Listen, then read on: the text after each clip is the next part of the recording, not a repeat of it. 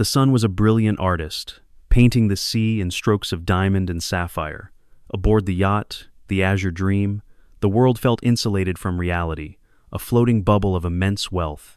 The deck was a runway of polished teak, where men in linen suits and women draped in silk laughed with an ease that only came from never having to check a price tag. The air, thick with the scent of salt and expensive perfume, vibrated with the clinking of crystal flutes and the low thrum of a powerful engine pushing them further from the shore and further from the ordinary. Into this meticulously curated paradise stepped Eleanora Vance. She did not arrive with a flourish, but with a quiet footfall that was immediately lost in the revelry. The gangplank creaked softly under her weight as she stepped aboard, her hand steadying herself on the chrome railing. She wore a simple, sleeveless dress of cream-colored linen, a fabric that respected the heat but offered no pretense. Her feet were clad in worn leather sandals, their straps softened with age, and slung over her shoulder was a faded canvas tote bag, its once navy blue hue softened by years of sun and use. Her face was bare of makeup, etched with the fine lines of a life lived outdoors, and her dark hair, threaded with silver, was pulled back from her face without ceremony. Hey, if this story is hitting you, do me a favor. Grab your phone, hit that like button, drop a comment below about what this moment means to you, and subscribe to the channel. The conversations did not stop, but they faltered. A subtle shift occurred, a collective, unspoken question rippling through the guests. Who is she? Glances, sharp and quick as a striking match, flickered over her simple attire before dismissing her entirely. She was an anomaly, a miscalculation in the day's otherwise perfect equation of opulence. Her presence was like a single, unadorned stone placed in the center of a meticulously arranged jewel box it didn't belong, and its very existence was an affront to the curated perfection. Eleanora seemed not to notice, or perhaps not to care. Her gaze was not on the guests, but on the horizon, her eyes a shade of gray, as deep and knowing as the ocean itself. She walked with a steady, grounded gait, her feet planted firmly, as if she were born to the gentle sway of a deck beneath her. While others subtly adjusted their balance with the rock of the waves, she moved with an intrinsic equilibrium, her body in silent conversation with the sea. She found a small, unoccupied space by the stern railing, away from the nucleus of laughter and gossip. Her fingers, long and capable, rested on the warm wood, her knuckles slightly prominent. She stood there, a silent sentinel watching the churning wake of the yacht, a trail of white foam against the profound blue. She was an island of stillness in a sea of clamorous vanity. The others saw a drab, unimpressive woman who had clearly stumbled into a world where she did not belong. They saw the frayed edge of her tote bag, the practical design of her sandals, and the absence of any glittering adornment. They saw what she lacked, and in their world, what one lacked was the entirety of one's measure. They did not see the quiet authority in her posture, the way her shoulders were squared, not with tension, but with an enduring strength. They did not see the unnerving calm in her eyes, the gaze of someone who had looked upon far greater and more terrible things than a party of snobs. They did not see a person, they saw a mistake. And they felt, with the righteous indignation of the privileged, that it was their duty to correct it through ostracism and ridicule. The first volley was fired by Seraphina Croft. She was a woman sculpted by wealth and discipline, her blonde hair pinned in an elaborate twist that must have taken hours, her white dress clinging to a figure honed by personal trainers and punishing diets. A constellation of diamonds glittered on her wrist as she gestured with her champagne flute towards Eleanora, leaning conspiratorially toward a man in a tailored suit. "My dear, who on earth invited the staff to mingle?" she said, her voice carrying across the deck with the clarity of a bell purposefully pitched to be overheard. "She looks like she's headed to a farmer's market, not a regatta." Her laugh was sharp and brittle, like thin ice breaking. It was a sound designed not to express joy, but to signal superiority. The man beside her, Landon Sterling, chuckled appreciatively. His own value was proudly displayed on his wrist. A gold watch so large and intricate it seemed less a time-telling device and more a small gilded machine. His eyes, cold and assessing, swept over Eleanor's linen dress. "This is an exclusive event, Seraphina. For elites, not for dock workers who've wandered astray." He said it loud enough for at least a dozen people to hear, a public performance of his own importance, reinforcing the invisible walls of their exclusive club. The performance was a success. A small ripple of cruel laughter spread through the nearby guests. The judgment, having been given a voice, now felt licensed to become action. A young man named Kyler, whose identity was a carefully constructed collage of brands and hashtags, smirked and pulled out his phone. He sauntered a few feet away, pretending to take a picture of the ocean, but angling the lens to capture Eleonora standing alone, her back to them. He quickly typed a caption, his thumbs flying across the screen. Some people just don't get the memo. Number, yacht life number, exclusive number, when the help crashes the party. He added a laughing emoji and posted it, his friends snickering as they leaned in to see. The immediate gratification of digital likes was a currency they understood far better than character or dignity. The photo, with its mocking caption, began its silent, viral journey. Eleonora did not turn around. She did not react. If she heard their words, she gave no sign. Her fingers simply brushed along the top of the rail, a steady, rhythmic motion. Her focus remained on the vast, indifferent sea, her breathing slow and even. A new voice, syrupy and condescending, cut through the chatter. It belonged to a woman in her late 40s, her neck draped in pearls, her smile tight and practiced. She was the kind who chaired charity galas for the photo opportunities, her philanthropy a tool for social climbing. She positioned herself near Eleonora, holding a martini glass like a scepter. "Honey, are you lost?" she asked, her voice oozing a false, cloying concern. "The ferry to the public beach is on the other side of the marina." The group around her tittered, appreciating the thinly veiled insult. The woman leaned closer, her expensive perfume sharp and invasive, a chemical cloud of superiority. "This yacht is for people who belong, not strays." For the first time, Eleonora moved. Her hand paused on the rail, her fingers curling slightly. She turned her head, just enough to meet the woman's gaze. Her eyes were not angry, nor were they hurt. They were steady, clear, and held an unnerving depth, like looking down into a deep, calm well. "Belonging," Eleonora said, her voice quiet but carrying with an unusual resonance, a calm clarity that cut through the background noise, "is not determined by your clothes." The woman blinked, her practiced smile faltering for a fraction of a second. The group fell silent. The quiet authority in Eleonora's tone was so unexpected, so out of place with their perception of her, that it momentarily disarmed them. They had expected tears, or stammering, or shame. They had not expected a simple, profound truth delivered with the finality of a judge's ruling. But the moment passed. They recovered by forcing more laughter, louder this time. A conscious effort to drown out the unsettling feeling that they had just brushed against something they did not understand. Eleonora turned back to the sea, leaving them to their noise, a silent victor in a battle they didn't even know was being fought. As the afternoon wore on, the sun dipping lower in the sky and casting long shadows across the deck, Eleonora moved from the stern, finding a small bench near the bow. She sat with her back straight, her canvas tote resting on her lap. The mockery followed her, a persistent, buzzing cloud of insects, but it had taken on a slightly different tone. Now, it was a performance for each other, a way to reassure themselves of their own place in the hierarchy. Kyler and his friends, emboldened by the positive reception to their online cruelty, sauntered over.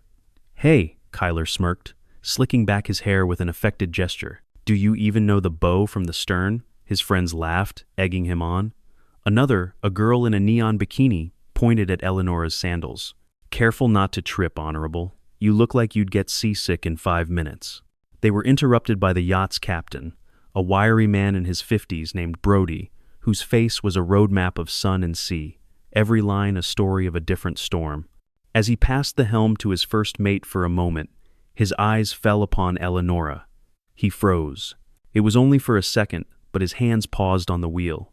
He wasn't looking at her dress or her bag.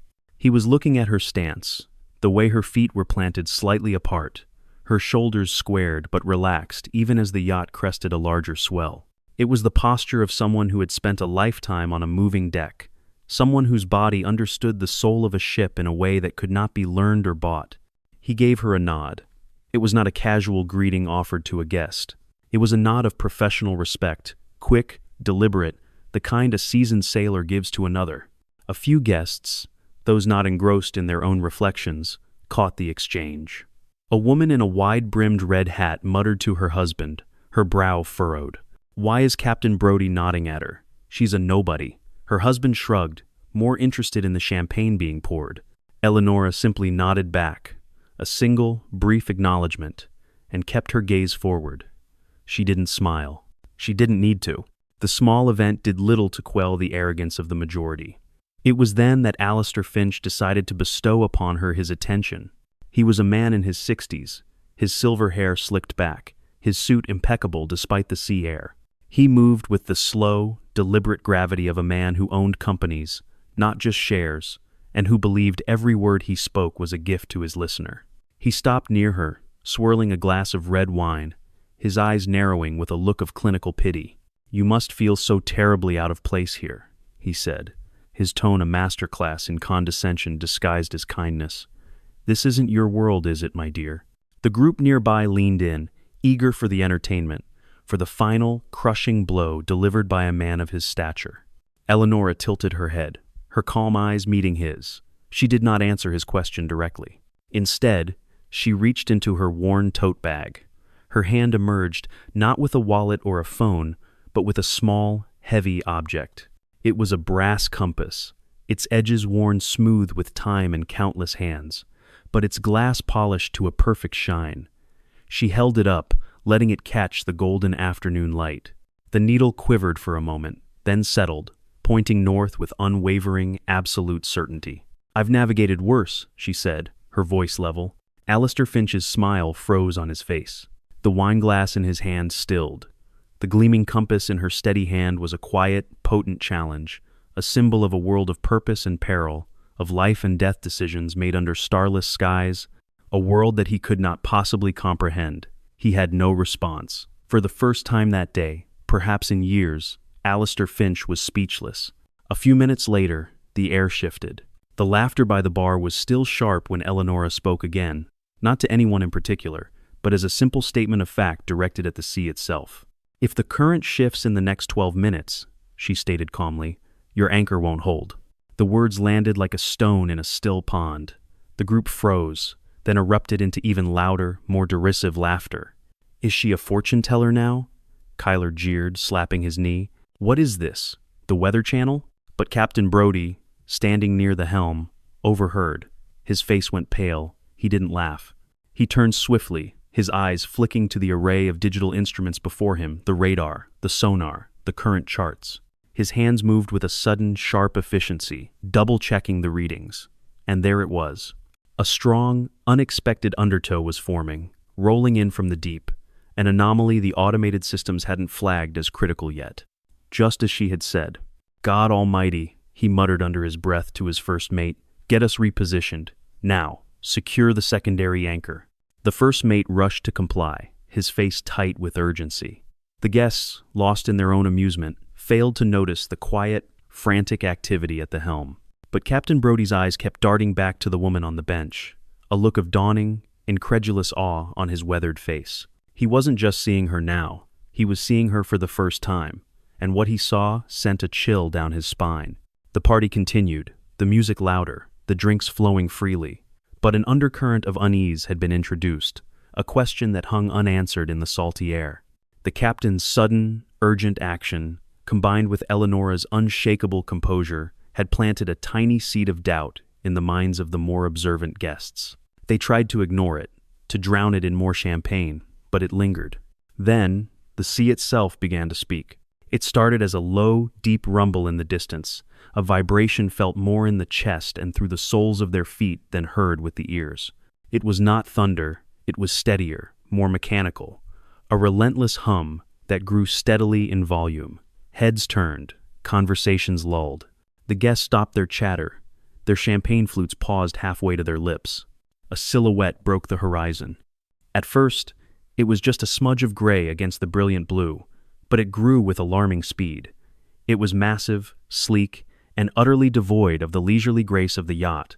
It was a shape of pure function and power, low in the water, a predator designed for conflict, not comfort. A Navy destroyer, its gray hull cutting through the waves like a blade. A wave of excitement washed over the yacht, dispelling the momentary tension. "Wow, a warship," Serafina shouted, fumbling for her phone, her earlier unease forgotten. The selfies will be epic. Others followed her lead, a frantic scramble to capture the impressive sight. The vessel was a thrilling, unexpected backdrop for their glamorous day, a powerful prop to be used for their social media narratives. But as the destroyer drew closer, something about its approach felt wrong. It wasn't passing by.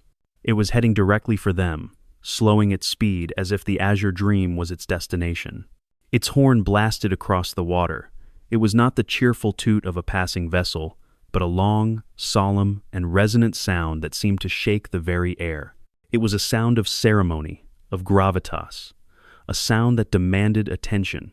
The guests froze, their phones lowering. On the expansive deck of the destroyer, figures had emerged. Dozens of them.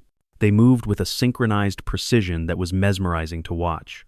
Navy officers and sailors, their white and navy uniforms crisp in the afternoon sun, their faces serious, lined up along the railing in perfect formation. They stood at attention, their postures ramrod straight, a wall of disciplined humanity. Then, in a single fluid motion that spoke of endless drills and unbreakable discipline, they raised their right hands to their brows, a sea of sharp, unwavering salutes. The guests on the Azure Dream stared, their minds struggling to process what they were seeing. A woman in her 50s, her designer scarf fluttering in the breeze, voiced the collective disbelief. "This has to be a mistake," she said, her voice trembling slightly. "They can't be. They're not saluting us." Landon Sterling, his cigar clenched in his hand, nodded in agreement, his own bravado failing him. "It's probably some kind of naval exercise, a mix-up. They're saluting their own commanding officer. He must be on the bridge." They clung to these explanations, desperate for a rational reason that kept their world intact. But the salutes were not aimed at the yacht in general. They were aimed at a single, specific point. Every head on that warship, every pair of eyes, from the youngest sailor to the officers on the bridge, was directed with unwavering focus at one person. The quiet woman in the cream-colored dress. The air on the yacht grew thin. The sound of the waves, the cries of the gulls, the distant thrum of the destroyer's engines, it all faded into a deafening silence.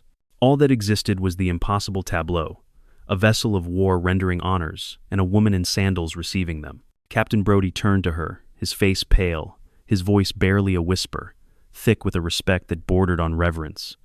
"Ma'am, that single word, and the way he said it, shattered the last remnants of their denial. Their faces, tanned and confident just moments before, turned ashen. Landon Sterling coughed, his drink spilling onto the deck. Seraphina's hand, adorned with diamonds, flew to her mouth, her eyes wide with a dawning horror. The world, as they knew it, with its clear rules of status and worth, had just tilted on its axis and thrown them all into a terrifying, unfamiliar abyss. In the profound silence that had fallen over the Azure Dream, Eleanor Vance remained still. Her canvas tote was now at her feet, her hands loose at her sides. She did not acknowledge the stunned, pale faces of her fellow passengers. Her attention was solely on the destroyer, her eyes tracing its formidable lines as if greeting an old and respected friend. She stepped forward. Her sandals made a soft, deliberate sound on the polished wood. She moved to the edge of the deck, and with a slow, precise motion that was both elegant and authoritative, she raised her hand. Her salute was flawless, an act of muscle memory honed over a lifetime, an arc of respect returned across the water. Her back was straight, her chin up, her form a testament to a life of discipline they could not imagine. The destroyer's horn sounded again, a deep, resonant blast that was no longer a signal, but a tribute. Then, a voice crackled over the destroyer's loudspeaker system. It was clear, commanding, and amplified by the sea itself, rolling across the water and washing over the stunned guests of the Azure Dream like a tidal wave of truth. "We welcome Admiral Eleanor Vance, commander of the EC operation." The words struck the yacht with the force of a physical wave. "Admiral." A glass slipped from a trembling hand and shattered on the deck, the sound unnaturally loud in the silence. Landon Sterling, the man with the golden watch, stared, his mouth agape, his expensive cigar falling unnoticed from his lips to smolder on the teak. Kyler's phone slipped from his grasp, his face a mask of disbelief. The captions he had written, the mockery he had posted, flashed through his mind with searing, nauseating shame. Dear God, Serafina Croft whispered, the words barely audible. She had read that name before, in articles about military strategy, in lists of the nation's most decorated officers. A name spoken with reverence in the halls of power. She's a legend. Eleanora's face did not change. She held her salute for a moment longer, then lowered her hand with the same calm grace. She turned, not to the gawking crowd, but back to the rail, as if the entire spectacle had been a minor interruption to her enjoyment of the sea. I'm retired now, she said, her voice soft but carrying clearly across the silent deck. Consider this just my vacation. The quiet statement landed with the force of a thunderclap. It was not a boast, it was not an admonishment, it was a simple fact, and its simplicity was what made it so devastating.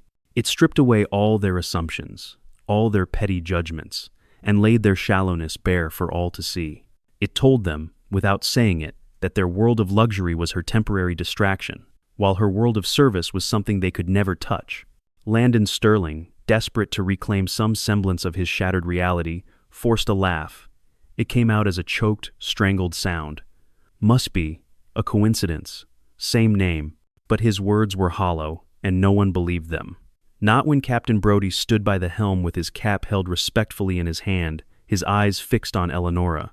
Not when a small boat was being lowered from the destroyer, moving with swift efficiency. The boat, a sleek naval RIB, sped across the water, carrying a single officer in full dress uniform. He stepped onto the yacht's swim platform, his boots clicking on the deck with crisp authority.